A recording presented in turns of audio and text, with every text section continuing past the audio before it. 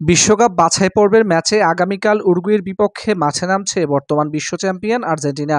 ম্যাচটি অনুষ্ঠিত হবে আগামীকাল 22শে মার্চ বাংলাদেশ সময় ভোর 5টা 30 মিনিটে।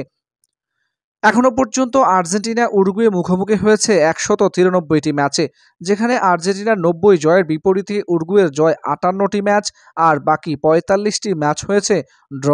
দু দলের সবশেষ 5 দেখায় আর্জেন্টিনার 3 জয়ের বিপরীতে উরুগুয়ের জয় মাত্র একটি ম্যাচে, বাকি একটি ম্যাচ ড্র হয়েছে।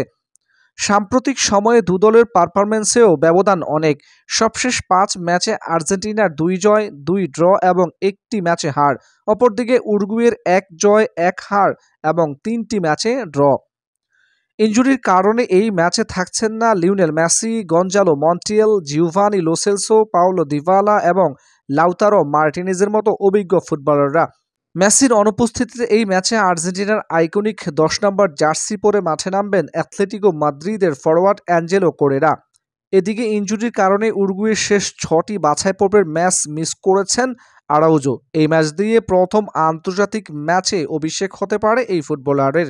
আর্জেন্টিনার সম্ভাব্য শুরুর line up: Emi Martinez, Nahuel Molina, Romero, Nicolas Otamendi, Tagliafico, Rodrigo De Paul, Mac Allister, Enzo Fernandez, Angelo Correa, Gonzalez এবং জুলিয়ান আলভারেজ।